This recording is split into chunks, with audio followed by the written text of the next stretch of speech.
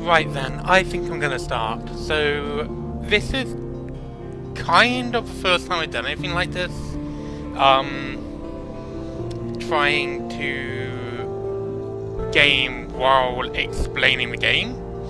I'm also gesturing a lot with my hands, which indicates I might need to get a webcam, but A, I don't like how I look on camera, and B, I can't gesture while actually playing the game because I need to use my hands to do so.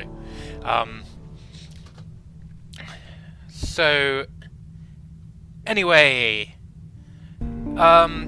yes, so this is a stream of Failbetter Games' Sunless Sea, which is set in the same universe as their browser game Fallen London / Echo Bazaar, and is a prequel to their later game Sunless Skies, which I will admit I have, but I haven't really played that much of it.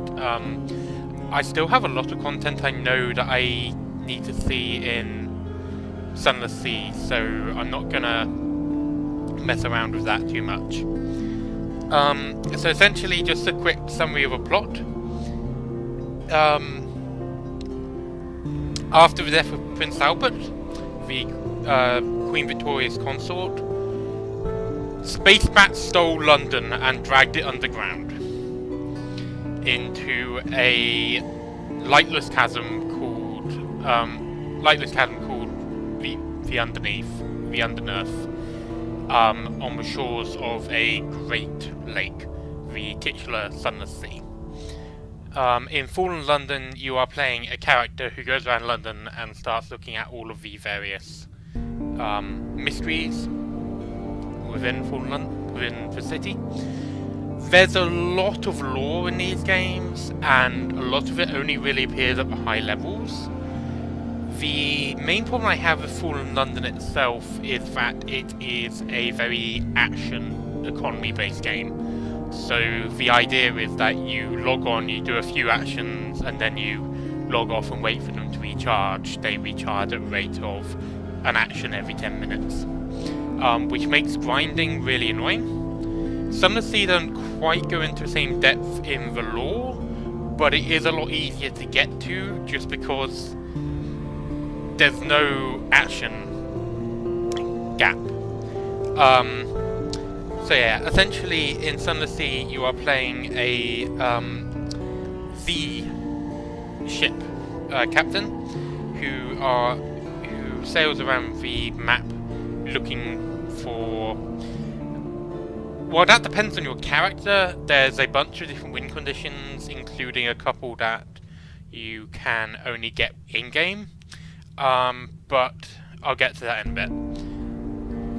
Okay, so I've got a couple games already started, but I'm going to start a new game and kind of take it from the top. Start a new game, am I sure? Yes.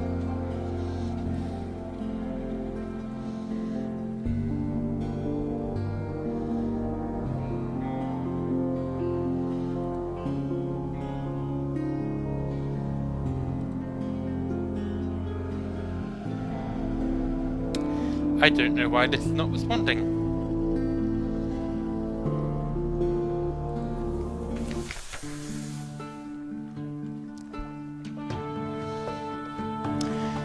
Okay, so I'll just go over a couple of the basic details here. The book that you see in the middle is the log. This is kind of what most of the game is actually based around. So if I'm doing any plot, you'll be interacting here, and you'll be making decisions. I'll get back to that in a minute. I'll just describe some of the stats up here and what they mean. So there are 4 ways to die here. It's actually really difficult to die in this universe for various reasons, but sea captains do stupid shit, so they die a lot. So obviously you got the ship's hull here. That is your ship's health.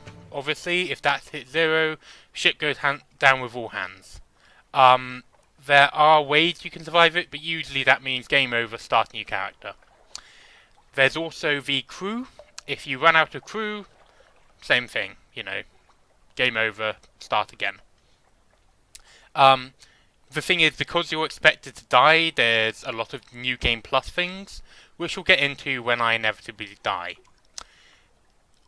The third one, which is not actually shown here, is wounds.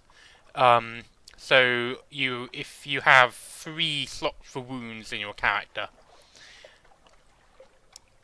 if you hit 3, you die. It's quite difficult to get wounds, but it's also quite easy to get rid of them. But you have a very narrow margin because you can't actually, as far as I know, you can't go, you can't increase the number of wounds you can get before you die. Then you have the various stats here, which are iron, mirrors, veils, pages, and hearts. These are actually all names of the Masters of the Bazaar, the creatures that made a deal with Queen Victoria, or as she is now called, the Traitor Empress. Iron is how much damage you do. Mirrors is how long it takes. Mirrors makes it more easy for you to charge your weapons in combat. Veils means that enemies find it harder to spot you, and is very much based around kind of deception. Pages is the amount of time it takes to convert fragments to secrets. So secrets are how you increase your stats, and they have a bunch of other things. Pages is probably actually the least important one, and then there's hearts, which is more important for the story stuff. So all of these will pop up in the story as well. So if, for instance, you get into a fight with a bunch of pirates on their main rock, then you'll be using iron. If you try and sneak around them, you'll be using veils. So hearts mainly comes up in that, and doesn't really have much effect in the ship side of things. Up here we have the fuel. If you don't have any fuel, your engines cuts out, and also you can no longer use your prow light. Supplies. So the number of supplies is here. And this bar fills up, your crew is getting hungrier and hungrier. When it reaches this bit in the middle, you use a supply. If you don't have any supplies, things get interesting. The tagline for this game is "Go mad and eat your crew," so you can guess what is sometimes used instead of supplies. Then finally we have terror. That's the go mad part of it. The Z is a very, very creepy place, and the longer you sail on it, the more scared you get. If Jack hits 100, things happen. So yeah, that's the basic things here. These slots are for the officers of your ship. So they give you various bonuses, and they usually have a plot attached to them as well. Which if you do it, you either lose the officer or you get something cool. Okay, so let's choose a past. Usually I actually go with a past reft in shadows. But for this I think we're going to choose a past. So click on this. Okay, so basically you choose what bonus you want to get. I think I'm gonna go for a fairly kind of brutal, brute force character here, at least at the start. So I'm gonna go with the veteran of campaign of 68. One thing, Hell is down the Thames from London now. And the British Empire tried to invade Hell, and it didn't go very well. But luckily, things have all got sorted out, so there's now an embassy for the Devils, the Brass Embassy in London, which you can visit in Fallen London. There's a couple of Devils here. At first, I won't be going near the place where you actually encounter most of them, just because there are some very high level enemies around there, and I'm not ready to start trying to worry about my ship getting killed. So let's go for this. Oh yes, so I get an officer, who in this case is a cook, and I get some mild bonuses. So if you see, my iron is now 50. I think the maximum is either 200 or 300. So, you know, I'm not doing super well. So so these are the win conditions. So, you know, how are we going to win this?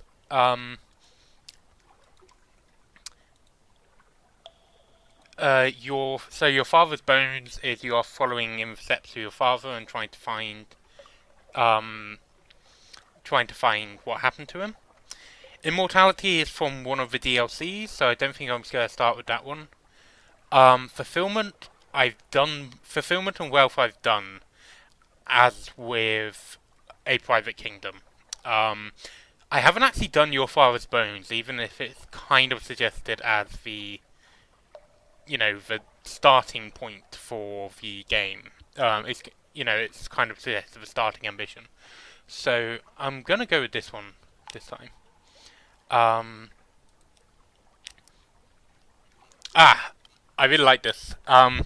So one of the things about Failbetter Games is that they don't particularly care about things like gender.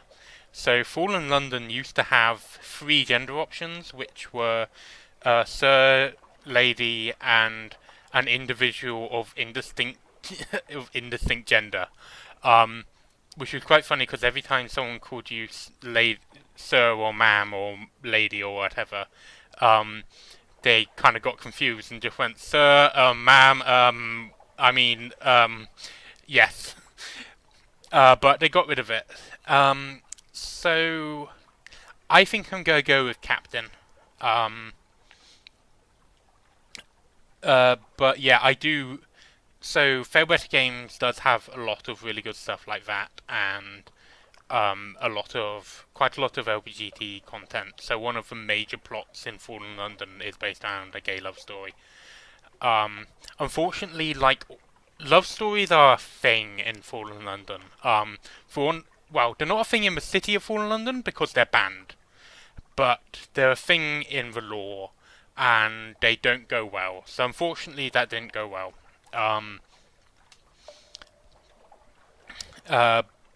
But for now, I'm going to choose Captain. So I get to choose my face. That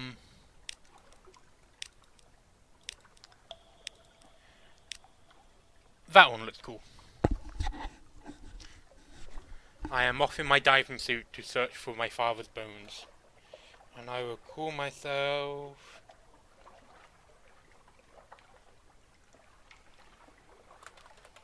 Alex.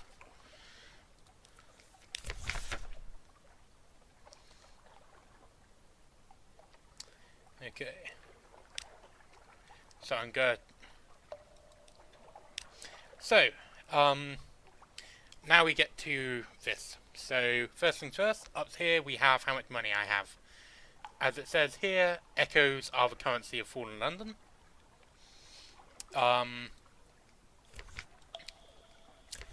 So, story, this is all the things I can do this is all the things I can choose to do. And I'll unlock more as I go. Hold is what I have with me. So this means that I cannot manually save. So I can't kind of do something stupid and then go back to manual save. It auto-saves for me. So advice for captains is kind of like, it's not the tutorial because there's a proper tutorial. It's a tip book, but it also means you can get some money if you sell it. This is fuel, and these are supplies. They take up cargo space, so you've got to be careful. My starting ship has 40 cargo. Here is my ship. So there's a bunch of different places you can put things. So there's a deck gun, an auxiliary slot, a bridge slot, and engines. Ideally, I prefer to have a forward gun as well. So one of the first things I want to do is upgrade my ship so I can get that. Because that means I can have two guns and it makes the combat a lot simpler. Particularly against some of the more nasty creatures out there. Journal is... This is telling me things like, okay,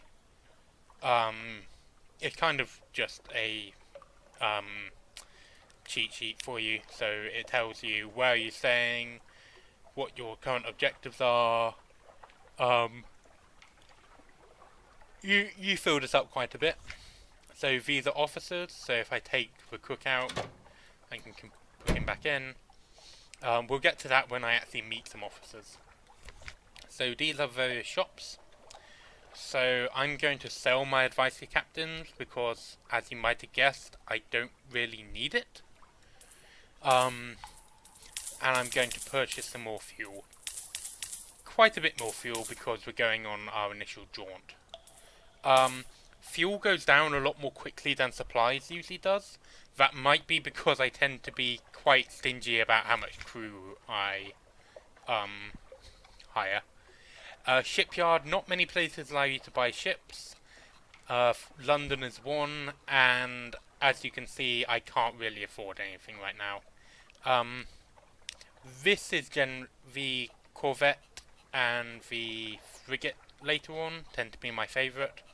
The Dreadnought, it's very scary, but it's got enough downsides that I don't really use it that much. It burns through the fuel and the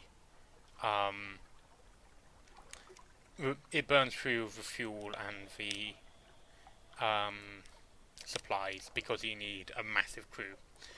Also, if your crew drops below half of maximum, so for this ship it's 10, your speed is cut in half. Your speed is given up here, so you can either go forward, more quickly forward with 2, or reverse. If I look like I'm running straight into a wall, that probably means I think I'm going in reverse when I'm going forward. Okay, so at the moment I'm trying to get the Admiralty's favour, and a good way to do that is explore the sea. But first of all, there's a passenger on the docks. So this is a travel writer wanting to go to Gator's Morn. Gator's Morn is kind of the home of the so-called pirate... No, not the Pirate King. It's a hive of scum and villainy, essentially.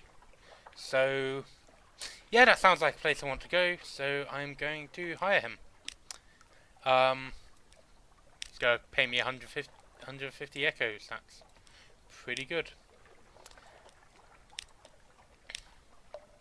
Okay, so... Yep, so this is... The Admiralty will reward me for giving them good stuff. Giving them for going out and getting political information and reports for them. If I had any money, I could go and have a good time on the docks. If I had any secrets to share, I could go to university. If I could also hire some more crew. Oh, so I'm going to offer passage to a tomb colonist. Tomb colonists are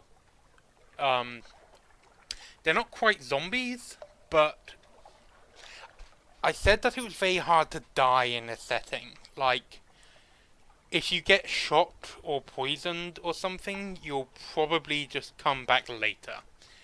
Tomb colonists are those who have been so badly damaged that they're coming back, but not well.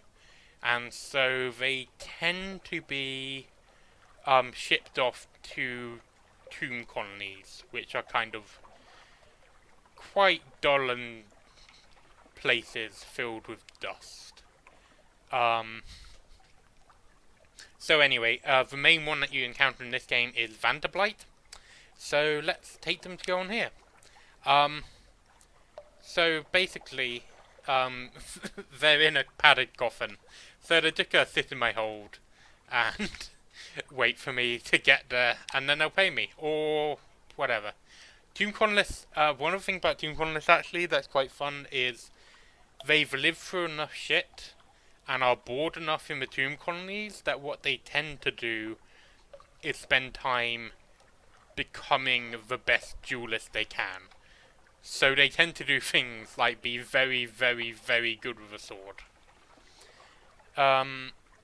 Okay, so I'll just quickly go on. So this down here is just a couple of things I can do while saying. So pause/play. My ship has lights on it, which decrease the terror but use up fuel.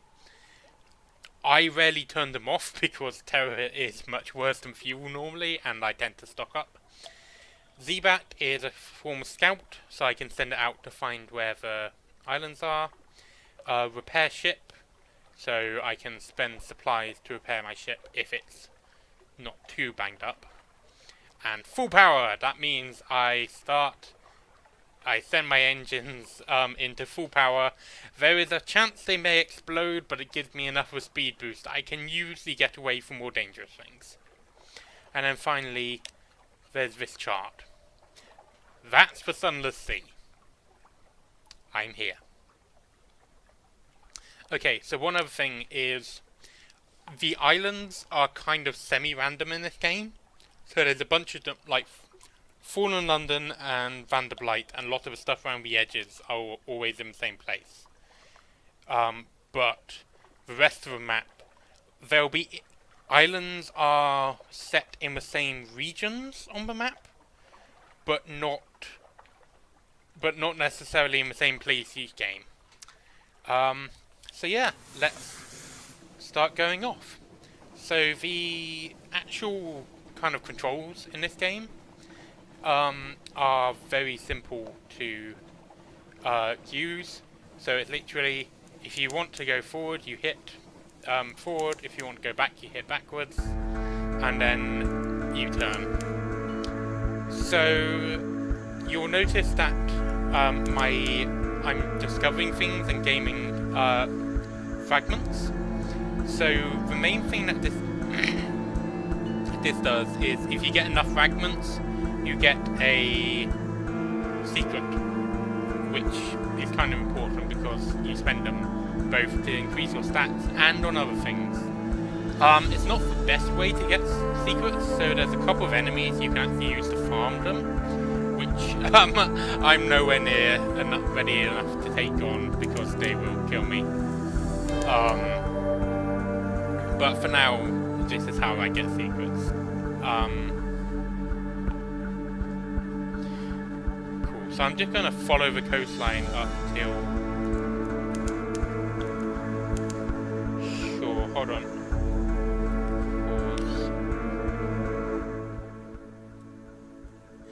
Pause. Is that any better?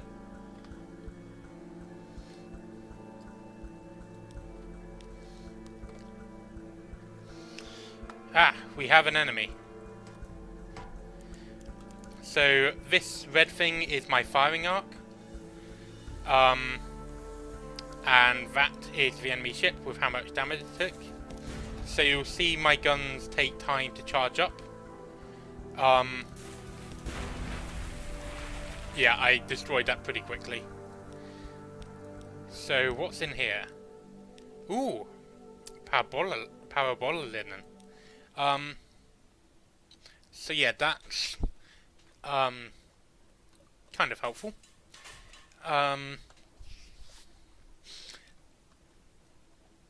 What was I saying? Oh yes, so I'm just gonna follow the coast up to Vanderblight. So this is one of the few places that is set each time, and it also tends to have giant bat swarms going around it that can take chunks out of ships, which can be a bit of an ass. The pirate ships that I faced earlier are quite easy because their AI isn't the best, so they're not very good at turning to keep you in their firing arcs. So you can just kind of keep flanking them and kill them without a problem. The bats just ram you.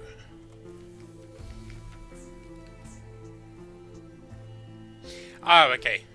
Right, so I'm dropping off the Toon Colonist at Vanderblight, and she's been drinking and has decided to try and attack me. It's quite an easy challenge, so it's an iron-based challenge. I have 100% probability of success. Nice and easy. I don't know if my crew just don't care or if they want me to get stabbed. So yeah. She's a bit too drunk. She's a bit too drunk to actually do it. So I just kind of stab her through the stomach, then she falls off the boat. And I nick her cavalry saber because she didn't fucking pay me. So I get an outlandish artifact, 1 iron, an extra iron up here. I've lost the Toon Colonist and I've gained some supplies. So let's look at this. So if that's here, if this symbol is here, that means that it's a DLC, a Submariner DLC thing. Which, if you do end up getting it, I think is worth it. It's a fun DLC. You get to go under the water, and it introduces quite a lot of plots. But I can't really look at that right now. So, something awaits you means that, so it's a property you only get while hanging around, sailing around at sea. So the idea is, so you don't just keep going back and doing the same thing, you have to sail around for a bit and then you'll be able to come back. So I'm going to do this. It kind of gives you a random event, basically. No, oh god. I know what this is, but I'm not going to say because I know what this is referencing for Fallen London. So basically, I found a really creepy courtyard, and it might be a bit difficult to search. So I'm just going to have a picnic. This seems like a good idea.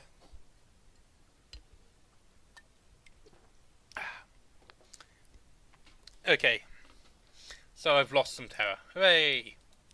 Now the next thing I'm going to do is gather gossip. So one of the ways to get favour with the Admiralty is to bring back port reports from places. Which are basically, you sit down and you write down, you know, who's coming, who's going, and stuff like that. One of the things I like about these games is that a lot of it is very abstracted. So, like, you're not actually getting particular events that's happening. You're getting a bunch of, so you get a bunch of kind of cryptic things that indicates that you are looking at a bunch of stuff, but it's not quite important for you to be worried with, which is a really nice feel in a game that's all about kind of exploring an intrigue, because it means that you feel that you're getting,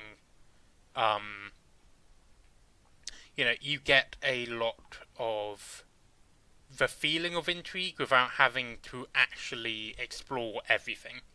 So it's a good little background detail.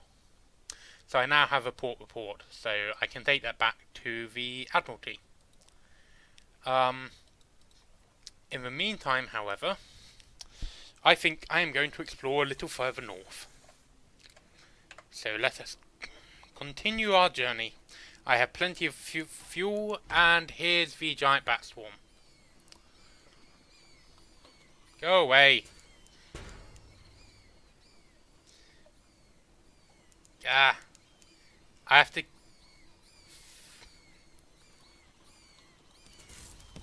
Oh no, So I'm kind of used to playing with characters who, because of a New Game Plus thing, I'm kind of used to playing as characters who even at the start can just one-hit kill those. So having to actually worry about it is a bit weird. I don't have much terror. I'm gonna eat them. Nom nom nom. Um, Good eating on a swarm of giant bats. Sorry, packbat.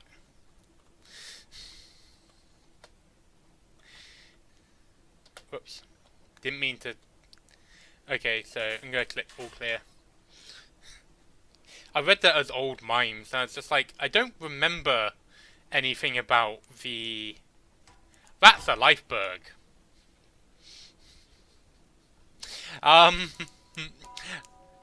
That's a little out of my strength range right now. Hopefully, I should be a little out of their speed range as well. If I get stronger, that's a really good place to start trying to take things. That's a really good thing to start farming for various things. But I'm not strong right now. I am a tiddly weak boat in the middle of a vast sea. So I am not going to try and take them on. So the northern areas tend to be very wintry. It is filled with a substance that is almost but not quite snow.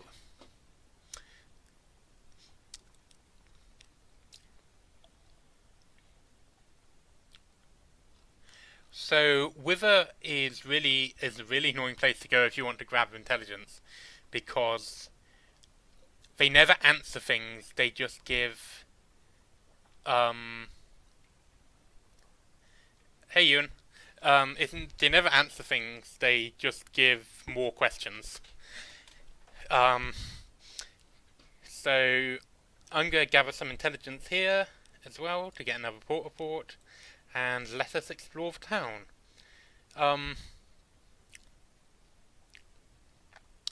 I mean, it doesn't actually have a name. Wait, hold on. It is the Astrion. So currently we are the Adventures of the Astrion. I'm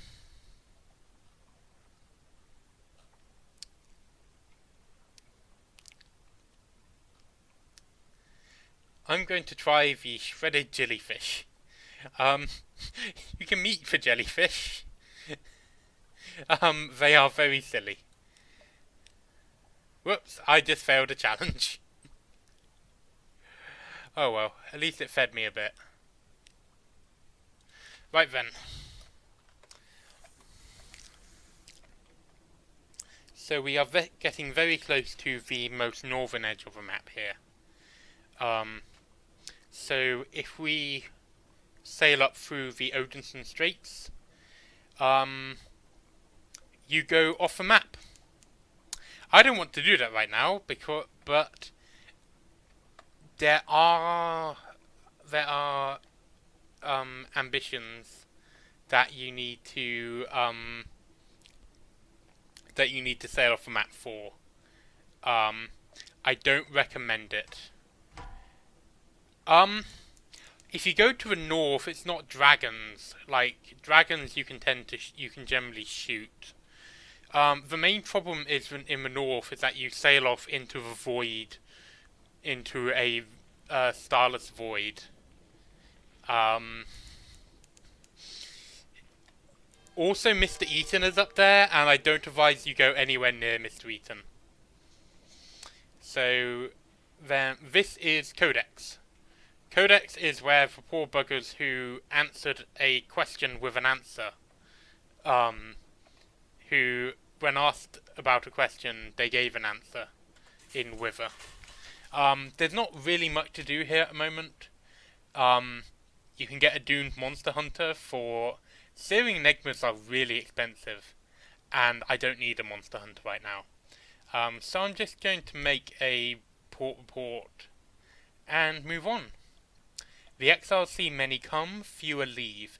Some are even willing to communicate, but their gestures are unfamiliar, the meanings unclear. Even when you can understand, these are answers without questions, as useless as a key without a lock. Yeah, this place does silly things to people.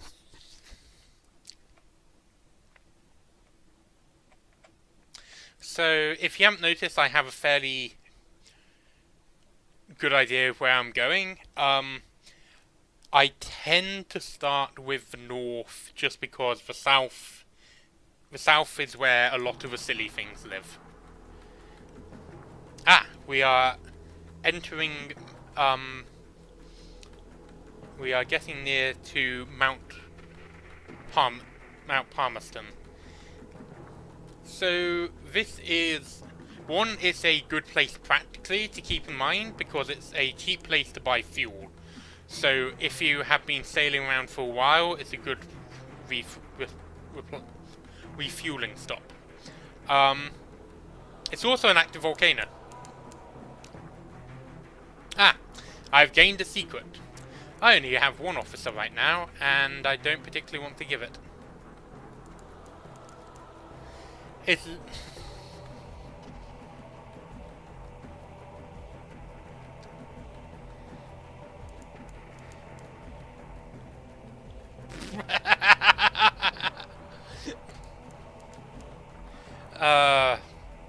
I'm really glad that I've set it up so I can see the chat. Right. Okay.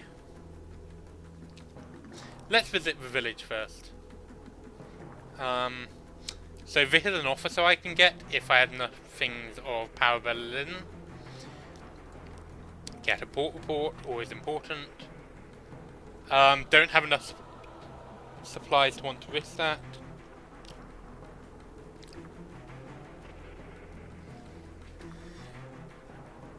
So I am standing on a rooftop and I am looking out over the future.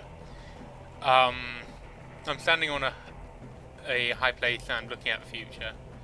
So I am going to think about my past.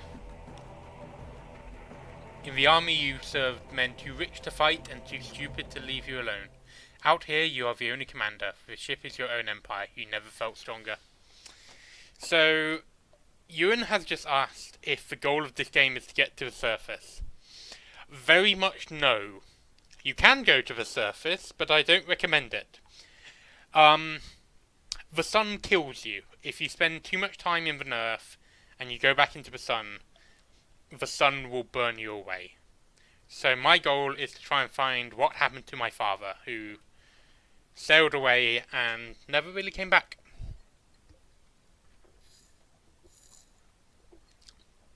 Oh, the sunlight will kill you, but it feels really good while doing it. To a point where, like, there's basically a drug trade smuggling sunlight, which is kind of amazing. There's an item that traps light within it. Okay.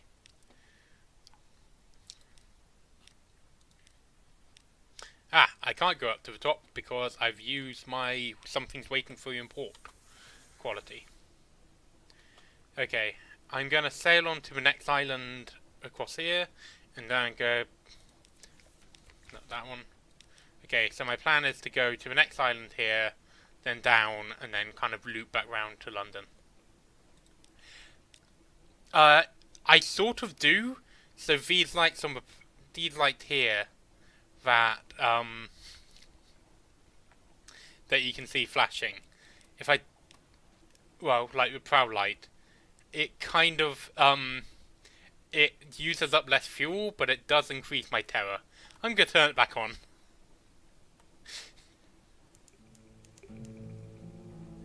Ah, Frostfound. Frostfound is a giant castle which is ostentatiously made of ice. It is... The island itself is a welcome sight because there's not that many things that prowl around it that are dangerous.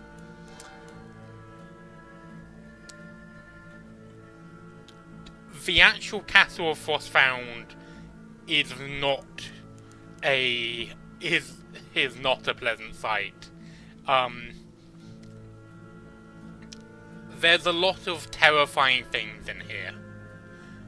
Luckily, however, it's locked away. It's a vault of secrets. Towers and ramps and galleries and stairs of ice, raised and spun like an architect's honey dream. No spider ever wove so complex a web. The towers are utterly pristine, untouched by human life, but a pitiable encampment squats by the dock. I don't have enough echoes to hire him. So yeah, I'm not even, like, perceptive enough to work out how to get into Frostfound. Create a fort, a port. So yeah, rubbery men are, which I mentioned here, not all are Imuri or Withering. There's the odd researcher, the occasional deranged ice sculpture, now and then a very cold, very sad rubbery man. Rubbery men are squid men, basically. They're not treated very well, but I like them. I'm going to take some tea with the squatters at the dock.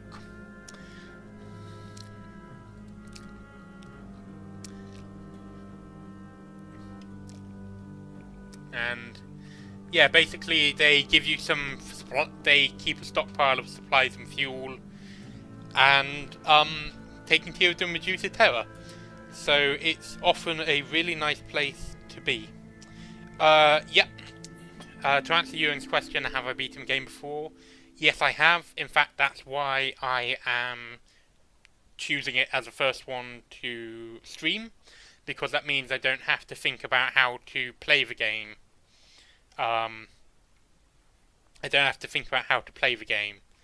I just need to be able to think about how to stream and how to talk about it. So, this is kind of my first thing. This has been going for about half an hour at this point, actually. I've just noticed the time. I think I'm probably going to go on for another hour, so that will take me to 9 o'clock UK time. We have a mix of UK and US people watching this, so...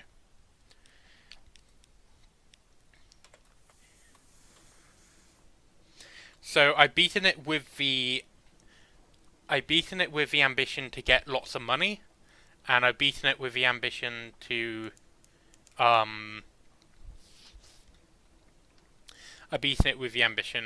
get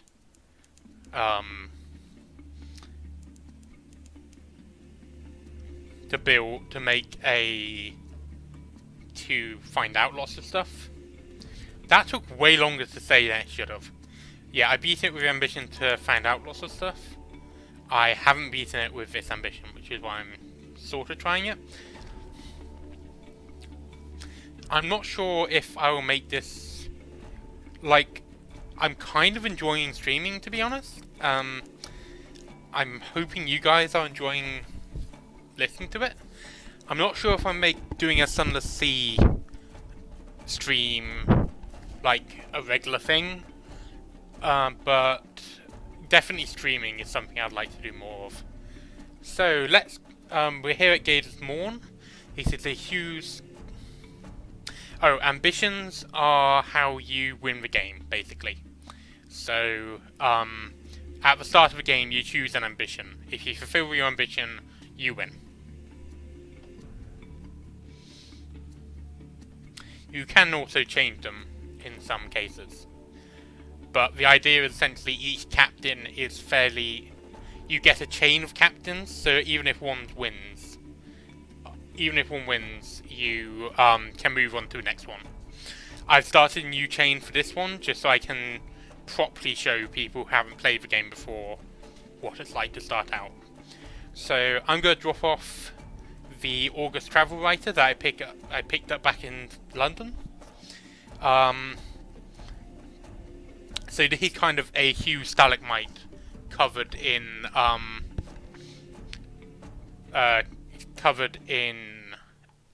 kind of a rickety city, which it has a lot of pirates in it. So I'm going to drop off my travel writer companion. By the evening bell, the travel writer sets off across the planks with good speed, his briefcase in his hand. It seems heavy, though he claimed it only held writing documents and writing equipment for an interview with Pirate King.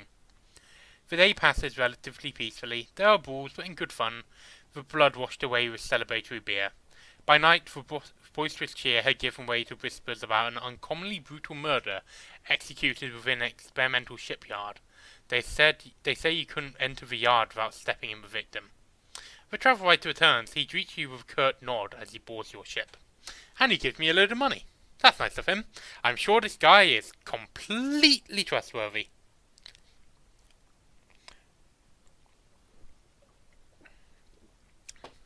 So his interview went well, and he definitely had nothing to do with murder, and so he's asking me to take him to another port for another 150 echoes. That's actually a lot. Like, in Fallen London, my Fallen London character is still in like the 200s, so this is actually a lot of money. So I'm going to take him on again. Yeah, the Kuamine Canal. The Kuamine Canal is the place that you can go back up to the surface. It's the kind of gateway between the surface and the Nerf. Because London is still actually connected to the rest of like the world and British Empire, so everyone knows there's like a secret underground city. It's just they don't like to think about it because the Nerf is a silly place and silly things happen down here. Is there anything else I can do? Overheard rumours of a pirate poet. Landlubbers fear pirates. Pirates fear the poet. I haven't been there yet. So, some say she's a clayman who freed herself with the power of verse. Others insist she's a personal muse of the king with 100 hearts. Unlikely. One claims she sails on a living ship made of still screaming skulls of her victims. More sober voices mutter no, it's just an Atlas-class vessel. Whatever the truths, few have fought her and survived to tell the tale. Only the bravest of captains risk the loneliest part of the sea where her flag is sent to fly. I'm going to be honest. So this is a Kickstarter. This is a Kickstarter thing that later got folded into main game. I've never had a trouble taking down the pirate poet. In fact, it's quite nice when I see her because I'm just like, oh, I'm gonna get myself some nice, fairly decent loot, which is very nice when you're running out of money. I'm not gonna get a report here because pirates don't like it when you start wandering around and asking questions that could be useful for the Admiralty.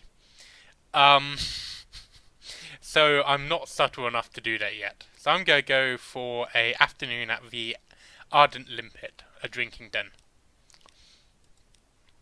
And it decreases my terror. Hooray! Right. Let's leave.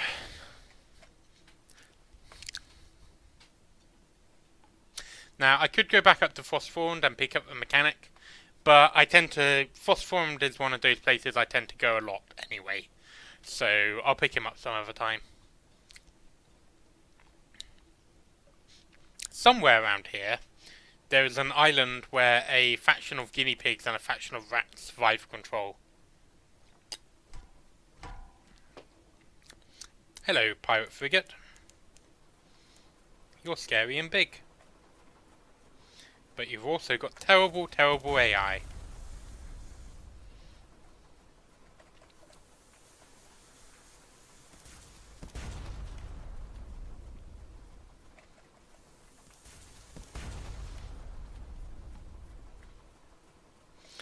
They actually had an update to improve their AI, because it used to be they didn't even reverse. They just kind of stood there and let me pick them off. But yeah, ships are a lot easier to take off. Not really. There are lots of different factions. But it's not. particularly big. In case you missed it, I just got a cask of mushroom wine, which is pretty decent.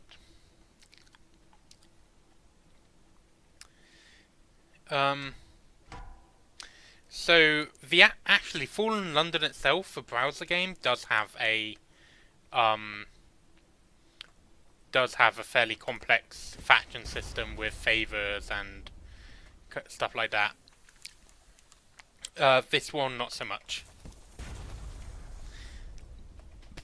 There's one group who you sort of get a faction thing with, but it's less that, and it's more you have a counter for how much you've pissed them off, and you need to reduce that counter.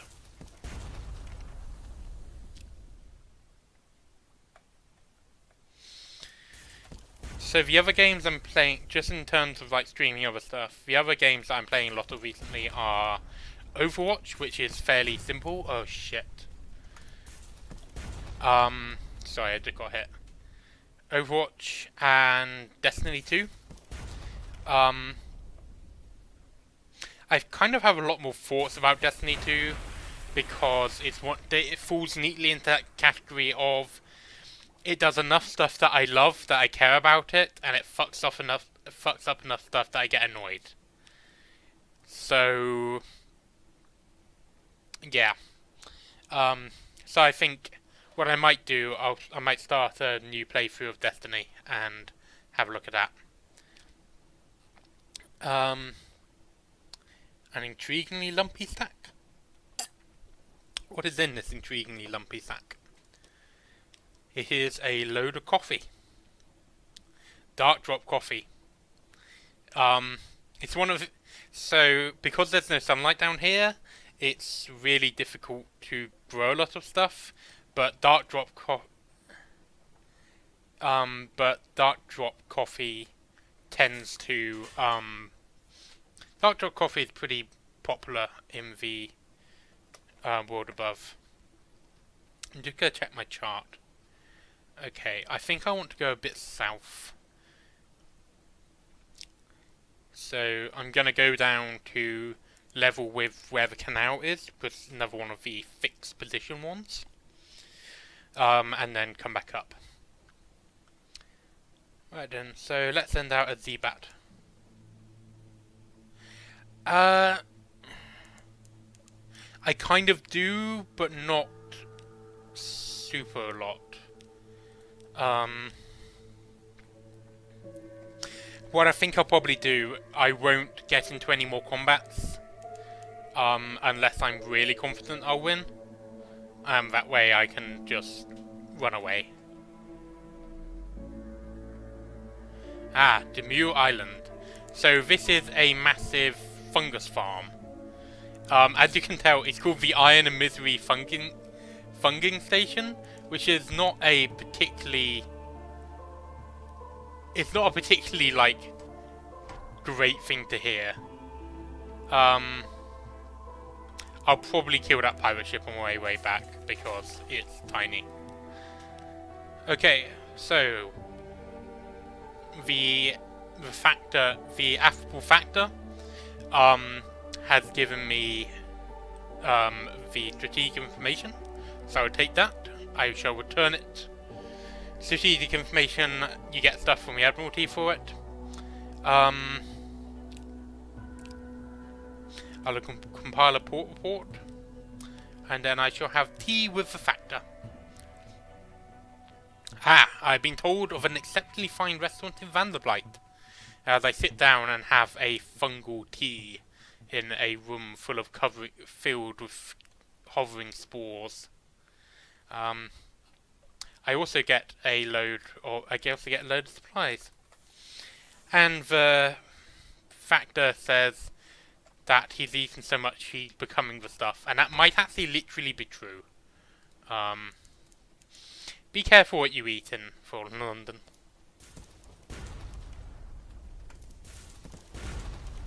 That was stupid of me.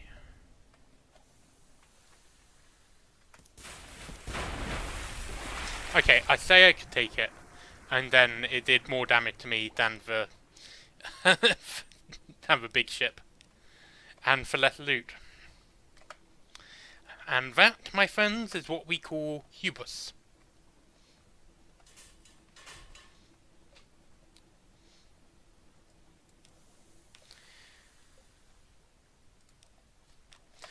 I'm going to repair 5 damage. Thing is, for each 5 points you repair, you give up a supply, basically, because supplies aren't just food, there's stuff like tools and stuff like that. So,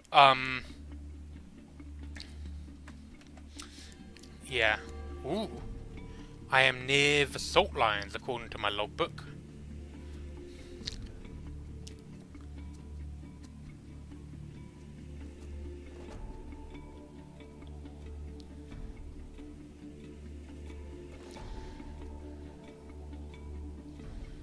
I'm guessing that might see that.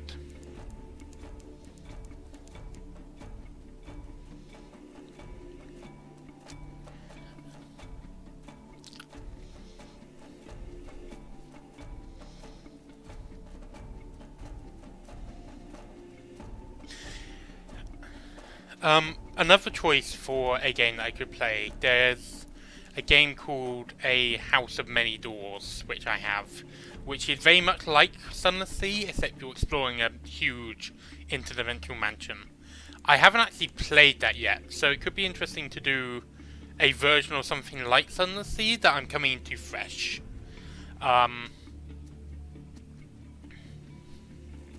We'll see. I think I'll also do a couple more. I'll try and advertise it more because, like, I do like to show off. So having people watch it would be cool. If you're wondering what that noise was just then, I pressed H and triggered the ship's foghorn. I didn't mean to. I was trying to open map. No, I have not played any of the Adventures Infinite Space series, Matt. I need to find some way of having the chat, of capturing the chat next to my game, so that people can see what I'm talking about. I am actually recording this. I think I did not mean to go full power. Oh well, doopy doopy doo, wasting fuel. Yeah, so if I activate full power, here's the canal. If I activate full power, you'll see that this goes up like that. That's the engine temperature, and it might explode. Not as far as I can tell, there are no mechanical effects of a horn. I just press H, and it goes. I mean, it might trigger aggro, I don't know.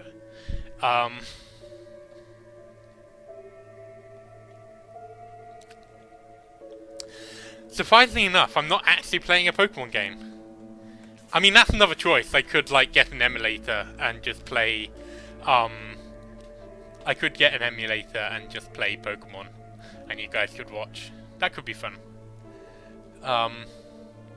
Right, it is time for, the August Travel Writer to go off and do his completely legitimate work. Doopy doopy doo. The travel writer sets swiftly into the port, his briefcase hanging easily by his side. In the middle of your afternoon tea, a crowd rushes by the cafe. They gather at the foot of a lamppost, gawking, shrieking, gasping. A woman is strung from a light, her face sliced like Venusian blinds. Heavens, a pale navigator whispers. Isn't she the explorer? Said she meant to plant a flag on the seabed? No one replies. You spy the travel writer in the crowd, frowning. Final request. His suit is immaculate, though his hands are ink-stained. I got one last port to visit, he said quietly. There's 200 echoes in for it this time. Let's do this.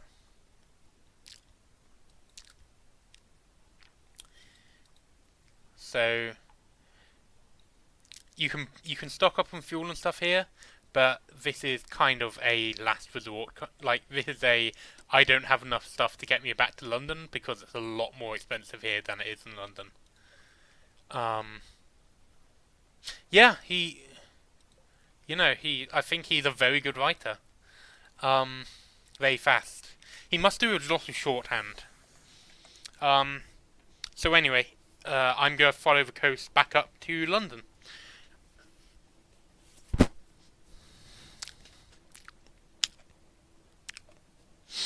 Man, time goes quick when you're doing this. It's already been an hour since I started doing the stream.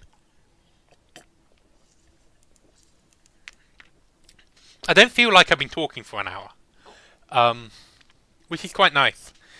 I've been meaning to improve my public communication skills as well, so... Damn it! I keep pressing F when I don't mean to. If you're wondering what an Aurora Megaclops is, that's a giant crab. There are lots of giant enemy crabs around here. Unfortunately, there's no critical effects, so I can't attack its weak spot for massive damage, but it's fairly easy to take down. So this that we're coming up to is Mutton Island. It's a small place near Fallen London itself. Which you could pop in, and it's a perfectly normal island. Doop-a-doop-a-doo, perfectly normal.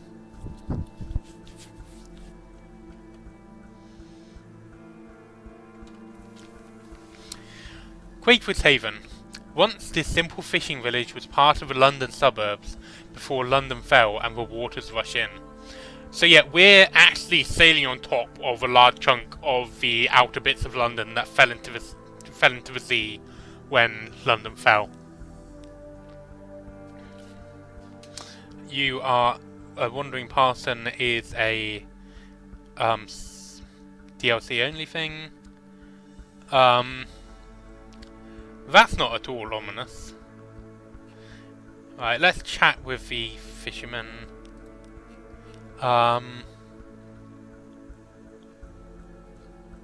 Let's visit the hilltop above the town. There's not much wind on the Untersea, but Mutton Island suffers eerie gusts and buffets from an inexplicable local fragment of weather, and the air on the hilltops sometimes carries interesting scents. You stand on a cliff top overlooking the little village. Smoke from the chimney of a cocking magpie drifts straight upwards. As you watch, the smoke tilts, then a sudden wind weans it to a pencil smudge, then nothing. The wind streams unexpectedly, like a god cut in half. What a noise, it must be the caves around the island channeling the air. At least that's the most comforting explanation. Below you, the locals each take nips from a shared flask and make a toast towards the mainland. The wind is a southerly. I gain some terror and some fragments.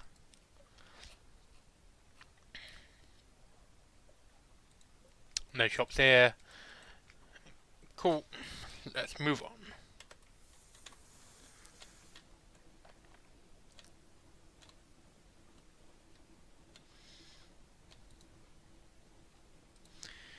I can see how in a more fast-paced game...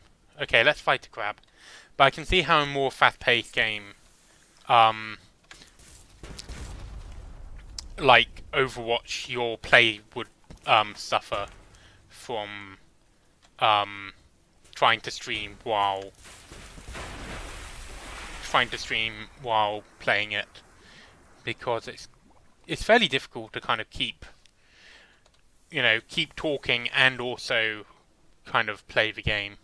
And this is a game I'm really familiar with, so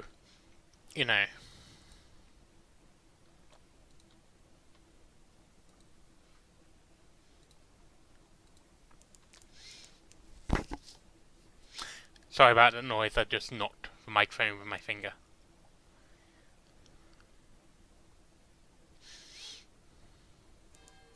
Yeah, one of the things, I don't actually tend to watch many Let's Plays or streams myself.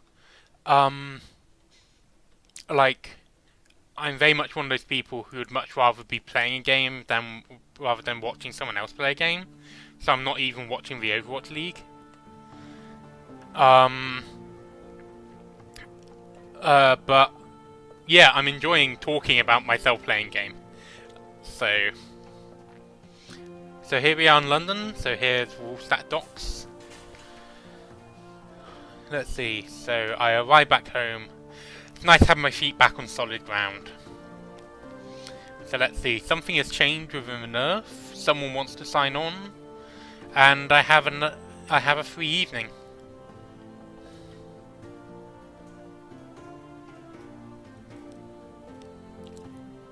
To be fair, I think going with what Hugh said about stream consciousness, I've done quite a lot of acting classes, and I've done quite a lot of I've done enough roleplay, particularly enough GMing where I'm running off the seat of my pants, that I think I could probably handle a faster paced game. I know, what I might do is later on in the week I'll try doing a couple of Overwatch matches while streaming. Anyway, so this is I have picked up the possibility of a officer, the Cladery Hare, who increases hearts and iron, and she costs 30 echoes to hire, and I think I will. That sounds like a good idea.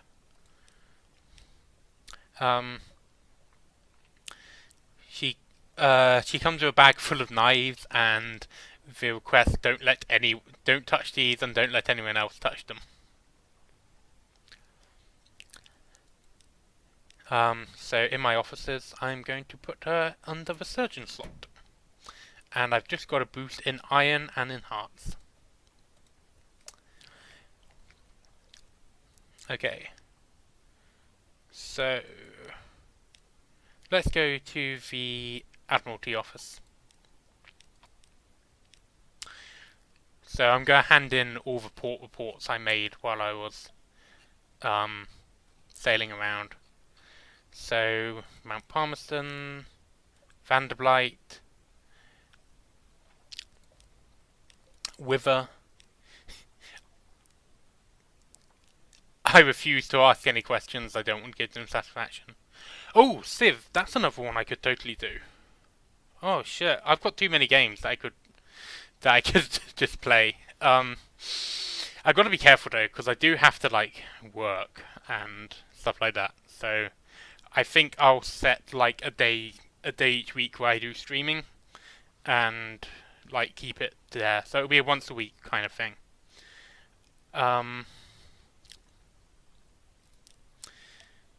What's found? Is it as beautiful as they say? I doubt it. Poets are notorious liars, but liars make bad poets. A paradox, isn't it? Never mind, your report. I get 30 echoes. Oh, the other thing about handing in port reports, that you also get fuel for them, so it's a good thing to do. Check. Click. Click. The dark spectacled admiral. You're ushered into his office off Mason's Pier, a cramped room with a vast desk. He surveys you across that desk. Ah yes, the merchant captain of whom we have heard such complicated things. So, one of the things that's really interesting about how Failbetter names a lot of their characters is that they don't give them names, they give them titles. So, the Dark Spectacled Admiral, the Honey-Addled Detective, the Traitor Empress, the Tawdry Heir, stuff like that. Which for me actually makes it a lot easier to remember the characters, because I'm really bad with names. Like, astonishingly bad with people's names. So, being able to just, like, remember it is kind of helpful. So I'm going to pass on the strategic information I got from the island. Then I'm going to ask the Admiral about my father. A deplorable end. At the Partheneum Club, the Admiral dropped hints about your father and is about his deplorable end. What does the Admiral know? Yes, there was a certain report. King Ether's castle, the empty temple at the end of the world. Your father went there. No one makes the pilgrimage there if they intend to return. One way or another, no pilgrim returns home. I've heard that they stay. I have also heard they go on, somewhere even further. It is a regrettable place, Captain, the King Ether's castle, and its pilgrims do regrettable things. If you go, do not take any who are dear to you. So that's at the far southeast corner of the map. Yeah, Sunless Sea has. I actually wrote a review of Sunless Sea, which I'll probably put up because I'm really happy with it. But it was in Twine. It had lots of different bits. I think it's on both of the Discord chats that I've linked here somewhere. But yeah, I've just noticed that I'm recording this. So I don't know how big a file I'm about to I'm about to create. Probably pretty big. Anyway, let's see what else is around London. Ooh, I've got a secret, so I can go and tempt some university.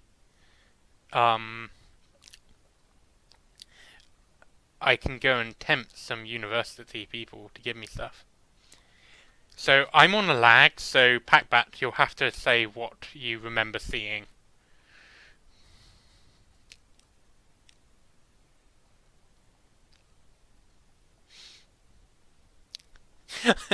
Oh yes, the alarming scholar is non-binary. By that I mean you're not sure what their gender is, and you're too scared to ask.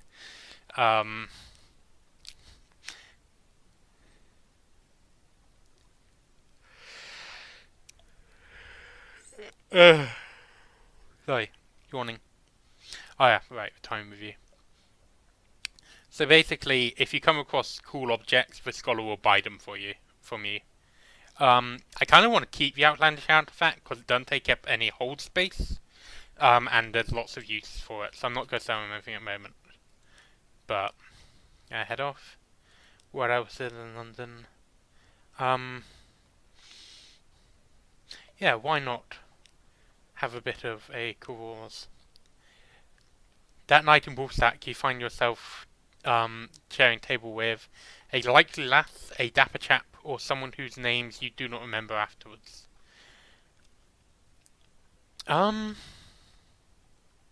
So one thing is, I'm gonna go with likely lass just because you can get a kid in this game, which is useful because that gives you more benefits in the New Game Plus. I'm gonna go for a likely lass because, and also there's a mechanic when you get the kid that I kind of want to show.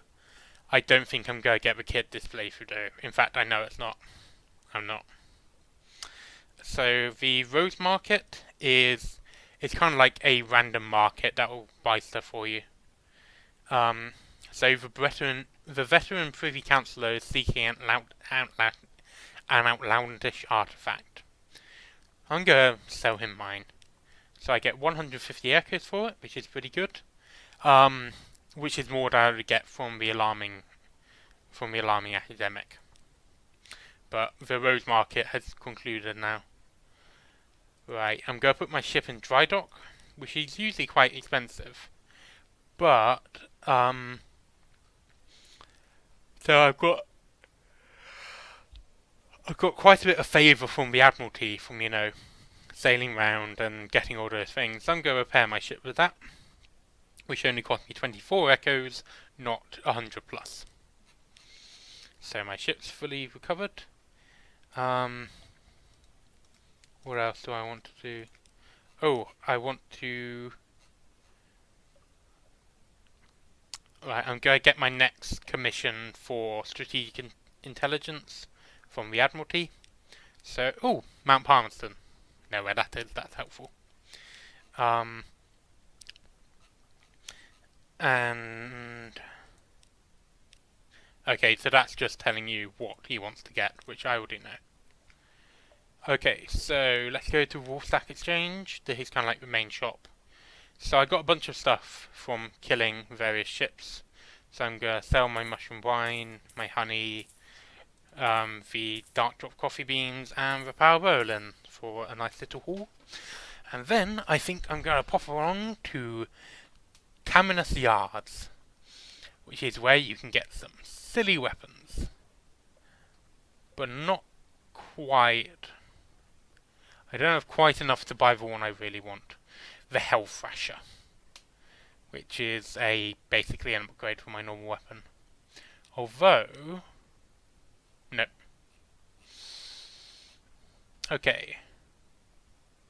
Right then, let's go to the Provisioneers and stock up on some supplies and some fuel.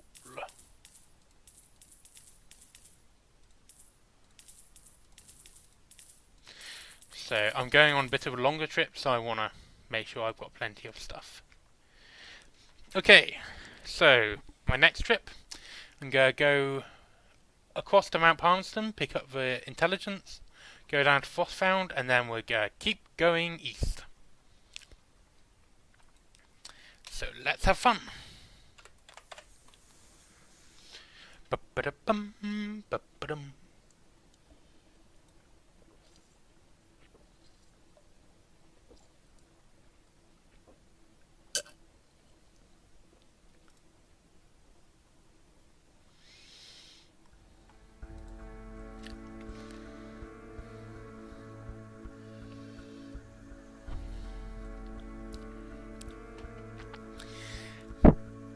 Basically, as a general rule, the further east and the further south you go, the more dangerous it is. But south more than east.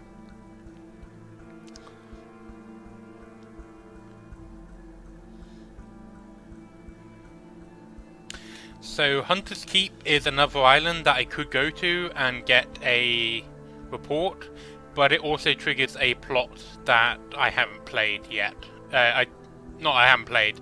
It triggers a plot that I'm not high enough stats to deal with yet to get the outcome that I kind of want. So I'm gonna give it a miss.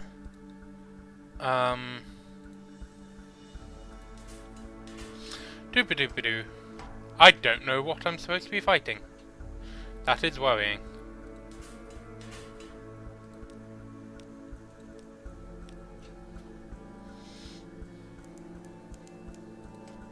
Oh, hello. I think this might be the Pirate Poet.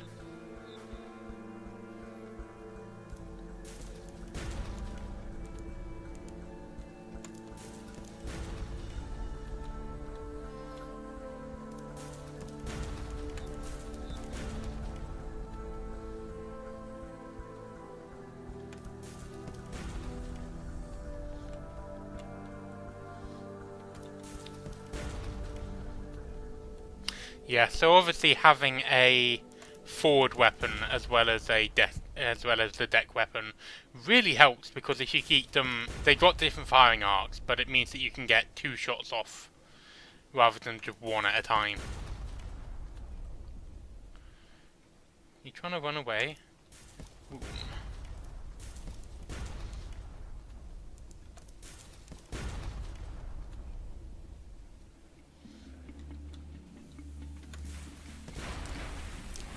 Alright, I've defeated the vessel, let us salvage. Captain, quickly, over there on the port side. Oh yeah, my father went to King Easter's castle. Which is exactly as ominous as the word King Eater's castle should be.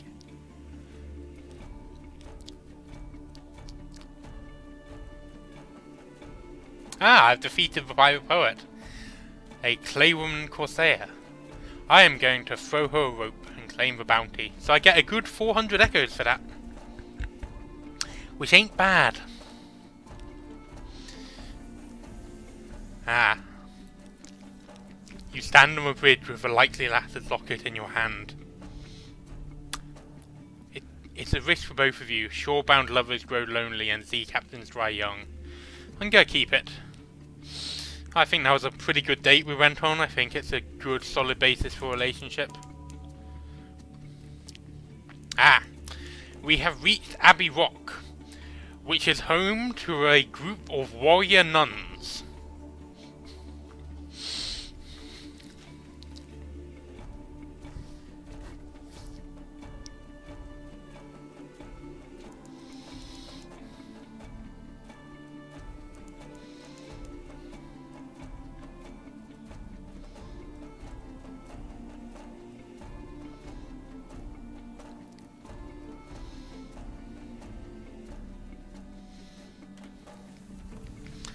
Abbey Rock, a black spit of an island, far from anywhere anyone would want to go. Don't really want to do... I'm just gonna trade that. And... let's watch for Covenant for a bit. Sorry, I didn't mean to skip through that so much, but... basically, I just watched the nuns beating the ship out of each other. This over here is a gillifleur. It is a giant jellyfish which attacks by headbutting your ship. I don't particularly want to fight it because it is a real bugger if you don't have... it's a very annoying foe to kind of keep in your arc of fire. So I am going to try and avoid it by going up to this island here and hiding basically in the dock. Beep. The Shepherd Isles. Of course, the bearded watchman tells you there are no actual shepherds on the Shepherd Isles. No sheep, but plenty of tails. Ask us anything. The Shepherd Isles are a very silly place. They make a lot of questionable... they tell you a lot of questionable things. Oh yes, yes, and my yes, there have been going-ons. In the bleak light of the fault stars, surface rolling like a porridge pot, uproar of roar of steam and a flash of fire, 3 widows swimming, tentacles, and then we saw His Highness. There's rather a lot of this material. And I'm going to hire a first officer, the sigil-ridden navigator.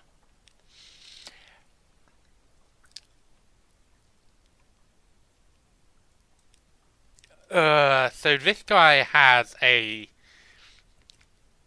giant ancient eldritch rune tattooed on his face, and it might be growing. So I'm going to make him my first officer. I have good judgment as a captain.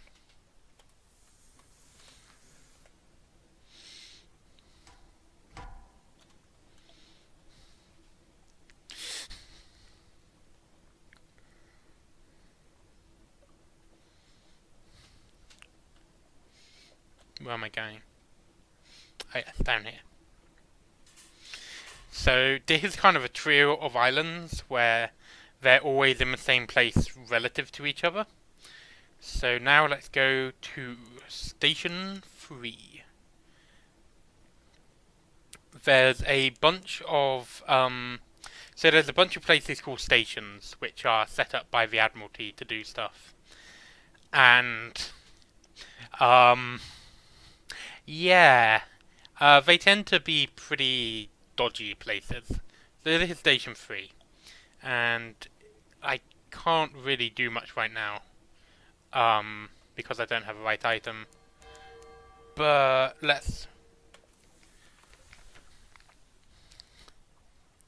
we may infer a Station 1 and Station 2. We may conjecture a Station 4. I've been Station 5. Let's have a look at the shore. A port report. You stand at the high point of your ship and look to the shore. There is a steeple building on the horizon, by far the largest thing in sight. No cross marks the top of it, or any other symbol you recognize. Let's try the gate. If you return with a certain delivery, the gate will open. The metal is steel hard and icy cold to the touch. Attempts with chisels and crowbars fail. Perhaps if you could bring the ship's guns to bear, but no.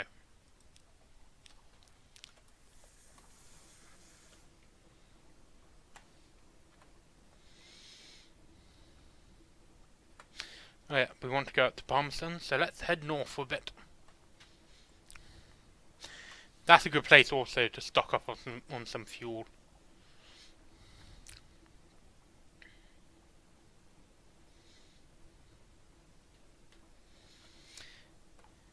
Okay, so we're sailing up past Gators Morn again.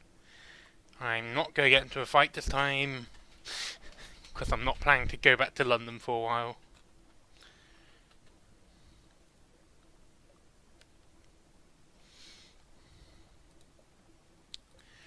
Doopy doopy doo. So one thing I like about this game is that it gives you quite a lot of kind of downtime and, you know, time to just sit back and kind of experience the atmosphere. I mean, you run into occasional things like this group who will try and kill you, but for the most part, a large chunk of it is a very still game, which adds to the atmosphere that they're trying to build. Hey, I got a load of supplies. That's good. They're the more expensive ones.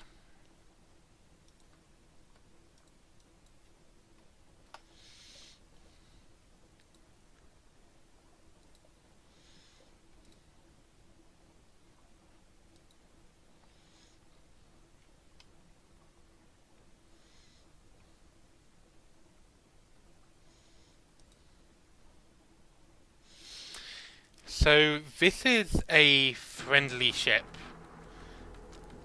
They appear sometimes, but they don't do anything, and sometimes they just disappear. So here's Dafhuli's Rage, and it's a giant whirlpool. Do I really need to say anything else about it?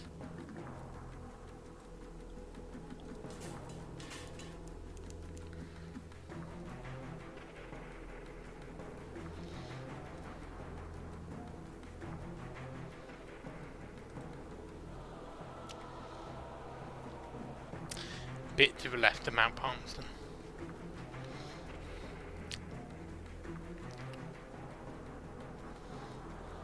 So I think this time I'm going to go up the mountain. Oh, this little lantern symbol here, that means something is waiting for us in port. So that's an important thing to keep an eye on. And dock. So let's go up to the crater. Up the road. They say the road to hell is paved with good intentions, but the road to the Brimstone Convention is paved with cinders. Up the road. Do they admit visitors to the Brimstone Convention? Probably not, but you never know, they might sell tickets. Look down and see Port Palmerston like a toy and the ruins like gravel. You come far, but the volcano's cone still rears above you. Rest a little before you go the last half mile. The road to the crater ends at a brass gate in the crater wall. Beside it stands an oddly charming little cottage. It is thrown together from pumice and basalt, but it features honeysuckle. An equally charming deviless in a tea gown leans against the cottage wall, twirling a parasol and fanning herself. "I am the guardian of this place," she remarks languidly. "You may not pass, but can I offer you a cup of Amarilla tea?" Tea with deviless. Amarilla? That's not one of the poisonous ones, is it? You're pretty sure it's not. Let's have tea with the deviless. Nothing can possibly go wrong. Right, I'm going to grab the strategic information. Get a port report. Each time you go back to an island after giving a port report, you can get a new one. And then I am going to buy some fuel, which, if you're eagle-eyed, you will notice is actually cheaper here than it is in London.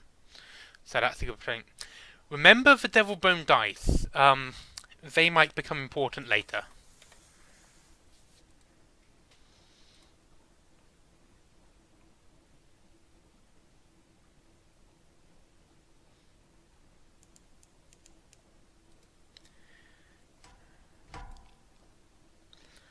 All clear.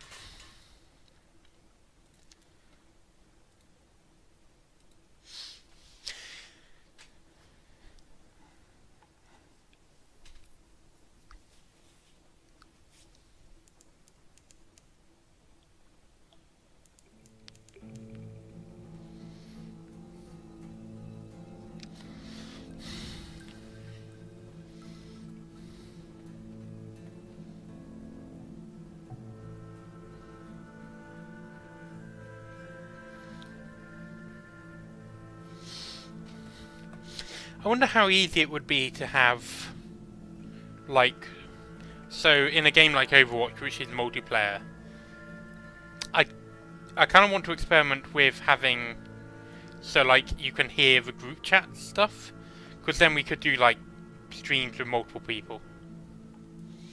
Back we are here at Frostbound, which we're just going to take as a little refueling stop. And you know, just actually I will hire the tireless mechanic. You don't need to sleep down here technically, but it's not healthy. He hasn't slept for a long time. Let's take Tiro squatters. And create a port report.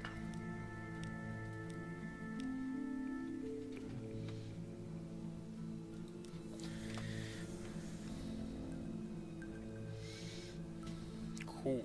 Right then. So, now we are sailing east into uncharted waters. There's a couple of things that we can do, so...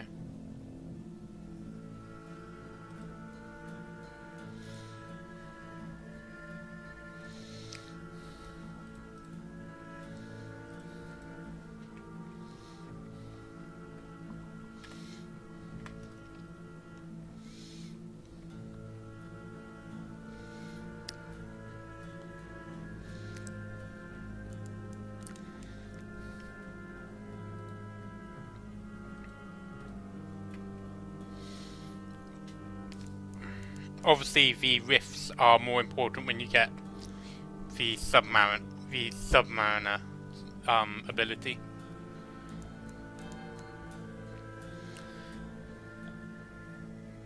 So I think we are coming up to a large lighthouse. Yep, there we are. There's the beam.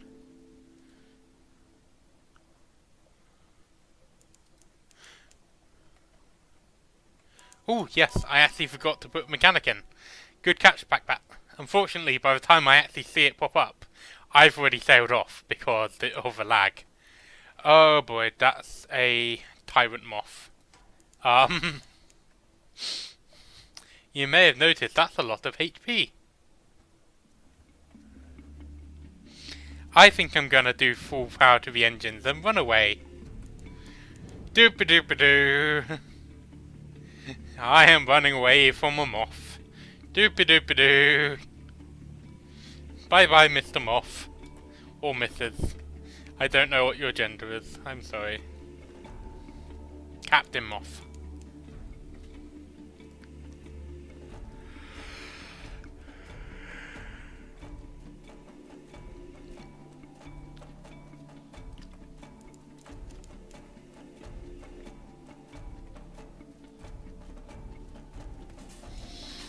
That's another lifeberg. Those are also scary.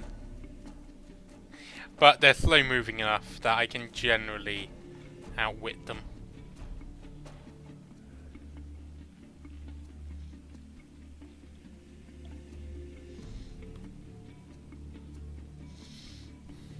There we are.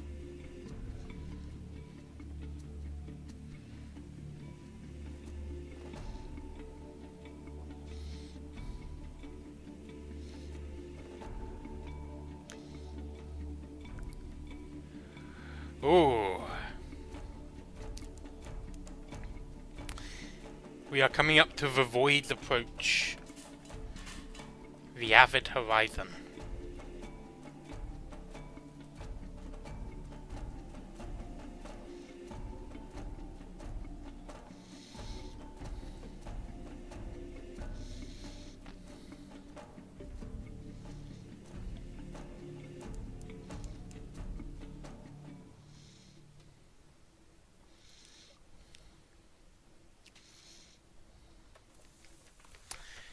Avid horizon, this is the end.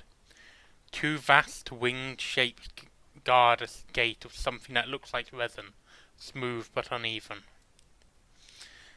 It is deep gant, the colour that remains when all other colours have been eaten. Ice crusts over the crack between its valves. Approach and your breath freezes, falling tinkling in shards from the air. It would be utterly foolish to touch a thing. A merciless wind blows everywhere to everywhere.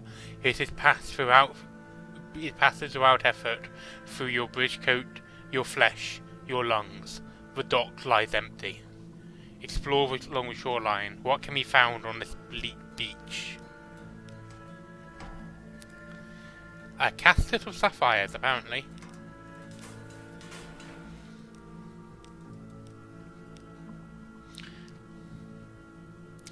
Gather intelligence. Nothing moves. This stillness is itself of interest to the Admiralty. It is not impossible someone foolish might try to open the gate.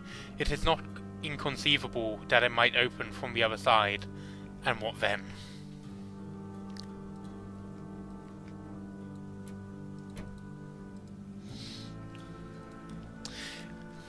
So I'm gonna have dinner with him as well.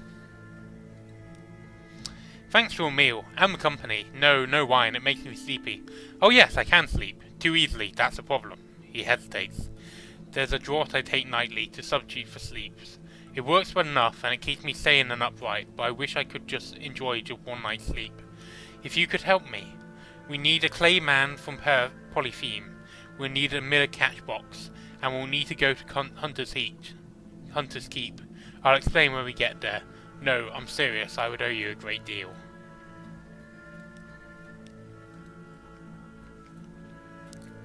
There is nothing available for you here. Perhaps once, but not now, and not for you.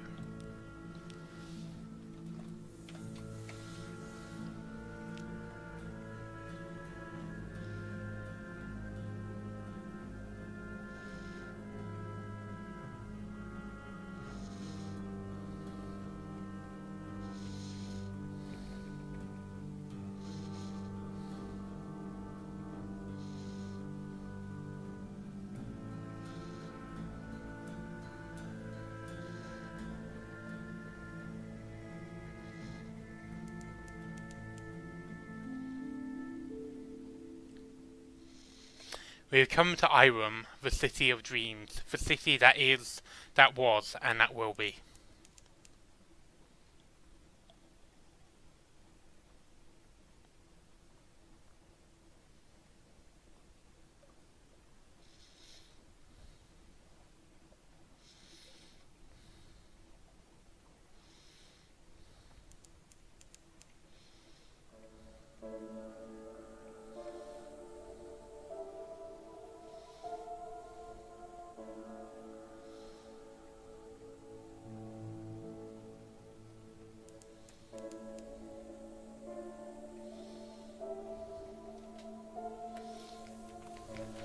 Irem, none have ever spoken truthfully of this place, the pillared city.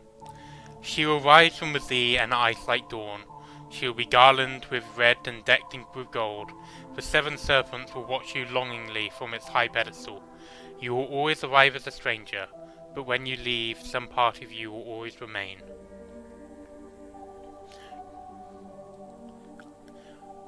Compile a report. You will record what you will have seen. A conundrum.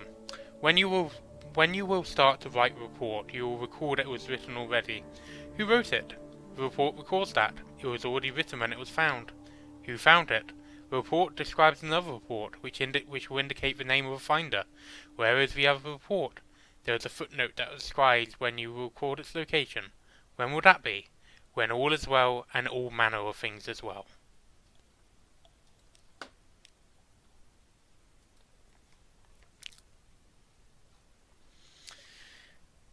So I can exchange secrets here for things, but I don't particularly want to buy anything right now.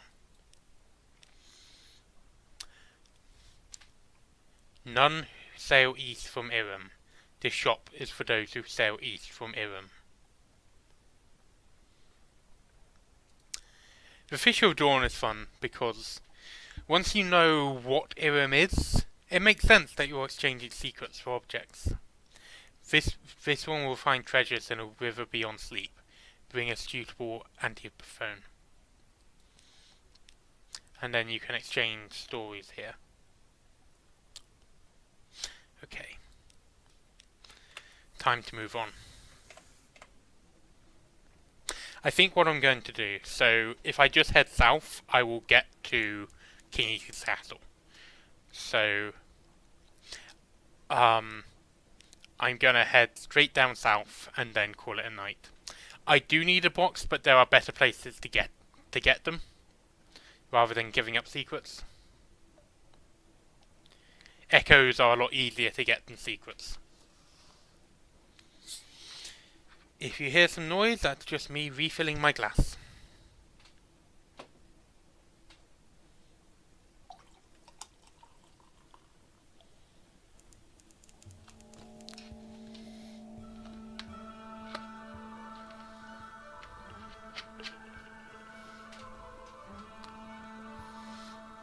So this over here is a lawn fluke, which is a scary creature, but a very important one late game, because that is how you farm secrets.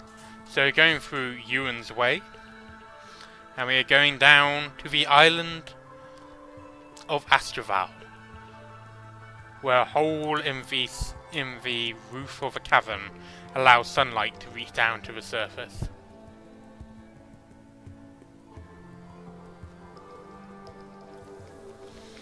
Sun.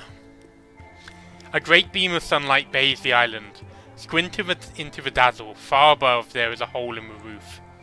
In that light you see beaches of white gold sand, trees heavy with bright fruit, the reds and blues and greens of the surface. Let us investigate the ruins. There is some kind of installation here, and what looks like a handsome country house. Who was here, and what happened to them? A garden overgrown with berry bushes, a wooden trestle table set for a meal, chairs strewn with bones, a half-dozen skeletons, a red-breasted bird perches on a grinning cranium. It cocks an eye at you and bursts into song, a liquid, thrilling sound. It seems unperturbed as you approach to poke through the burns. No signs of violence, no fire, no bullets, no bikes. These people died peacefully, sitting down at breakfast as the surface sunlight spilled over them. Sunlight can kill at any time. The longer you remain here, the more danger you're in. So why did they stay? Perhaps they stayed because Astraval is as beautiful as anywhere on the earth, and 10 times as generous. It is a fine place for a colony. You could find your own pocket kingdom, if you could do something about the sun. But what? What has power over sunlight? What makes the impossible possible? To found a colony, bring something to Astraval that can protect against sunlight. Compile a port report. Write fast. The light scars. A burning after image. Your eyes water, the pages blur. Report is one of joy-filled complaint. Astraval has a beauty too bright to be appreciated. Perhaps the Admiralty can find something of use.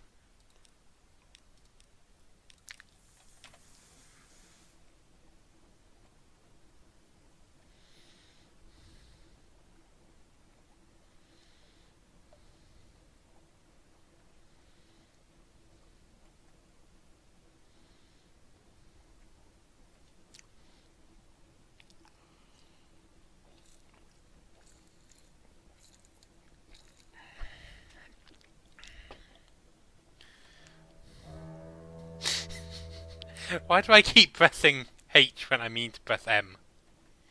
Ah! And now here we come to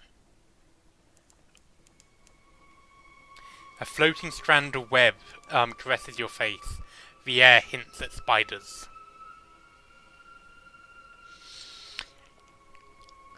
This would be a good place to look away if you're arachnophobic.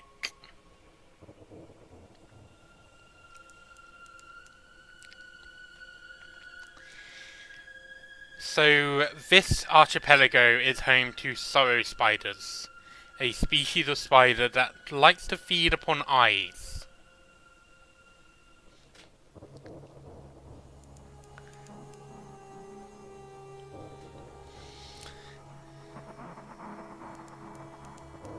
Wait, shit, where's this Tree of Ages? Okay, so a ship known as the Tree of Ages has appeared. That's a kind of final boss level type thing. And here is the Nativity, the web-covered port of spiders. I'm not going to stop there at the moment because I'm not ready to deal with it. But yeah.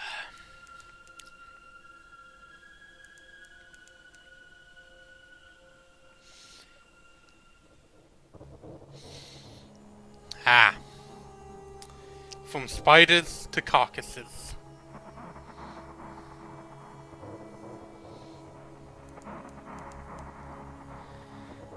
I'm not sure what we're I'm not sure what beast whose bones we're sailing between, but it was pretty large. You can see its spine over here. I should have been paying attention to where I was going.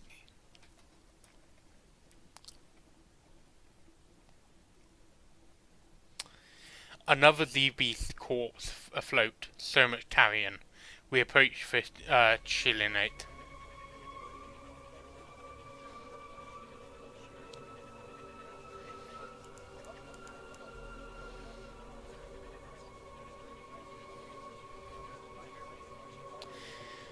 So a bit to the south is a city built on the back of a giant turtle, of a corpse of a giant turtle.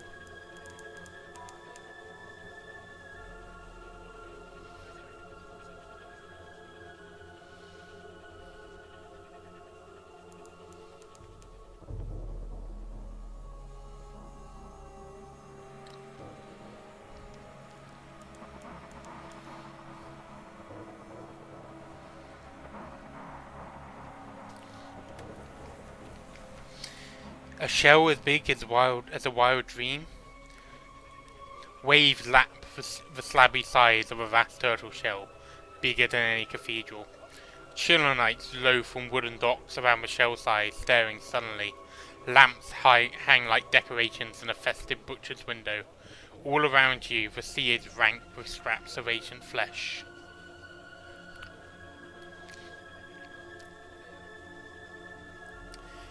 I'm going to compile a port report and then move on, I think.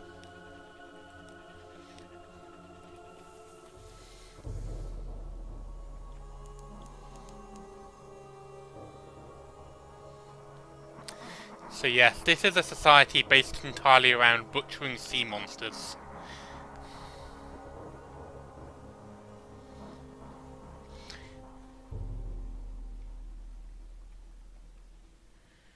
You can see this kind of vast, desecrated turtle shell, as I say, around it.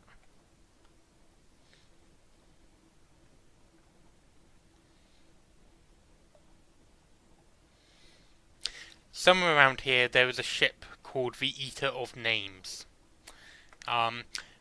You may have guessed from the name of that ship that I don't particularly want to run into it. Ah. We approach the Empire of Hands. Let us clasp our souls tight, lest the Pentecost apes steal them from us. So, in this universe, human souls can be removed. So the demons of hell, like the devils of hell, like to trade in them. The Empire of Hands is run by a set of apes. They steal souls, but they don't just steal a few souls. They steal as many souls as they can get their hands on, and your status in their society is determined by how many souls they have in you. The current Emperor has 100 human souls within him. They are building a giant zeppelin.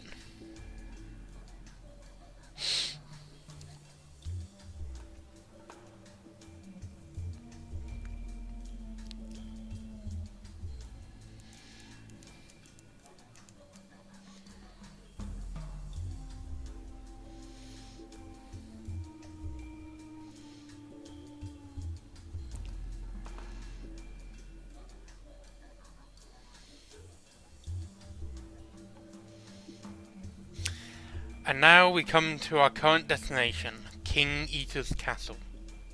We have entered the sea of statues. Giants gape at us. King Eater's statue rises ahead, where fools give up their future.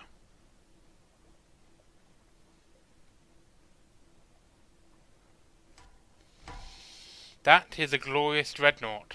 That is one of the hardest enemies in the game. I do not want to attack it. So instead, I shall hide within the amphitheatre of King Eater's castle.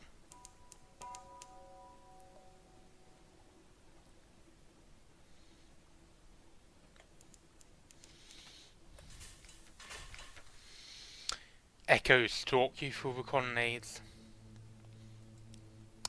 An old ferocity lives here in the far reaches of the sea. The priests are long gone, but sacrifices are still made. Perhaps you have come here to make a sacrifice. Perhaps you are the sacrifice is you. The sixth witness. A woman in rags stands on the battlement staring to the east.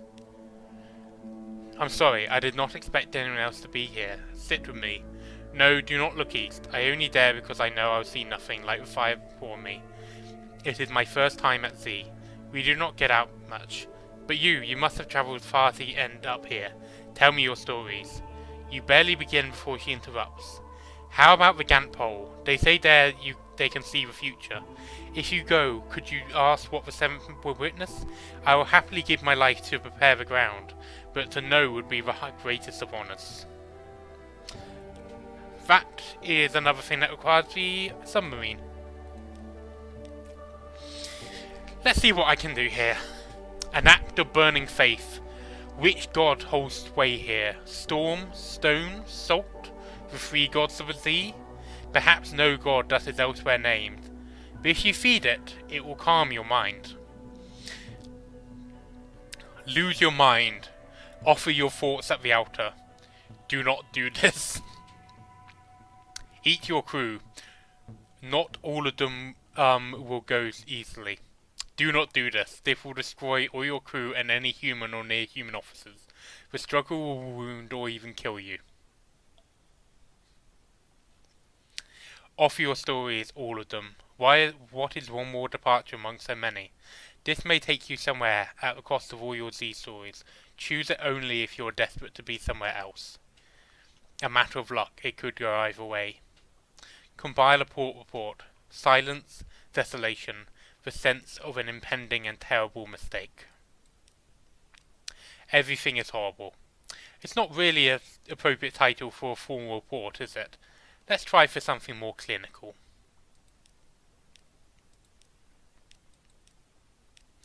Your father's bones at King's Castle. All around the outer, bones lie in brown drift like naked fossils. If the Admiral is to be believed, your father's bones are here among them. But which? Where? Sift through them. The castle is almost silent, only far off waves and the bamboo click of the bones. They are light in your hands, a little greasy to the touch. A dozen or more of the bone piles wear a knife in their rib cages. Two of the knives are undistinguished tableware and one is rosy glass, but most of a similar type. Flint hilts and blades of dark coal. These are the knives that drownies bear, those unsleeping dead who lure sailors with their song. Their ruler is the Fathom King. Surely he must know something of what happened here. Travel to the Fathom King's hold to continue. Okay, and with that, it is 9:20, and I have a uni tomorrow, so I'm going to call it a day. I hope you guys enjoyed the stream. I think Thursday is probably the best day for me to do these, maybe, but I'll try and work out a good day for this. I've really enjoyed this. I look forward to trying it with more adventurous more fast-paced game like Overwatch, possibly Pokemon. I've got a lot of games to choose from.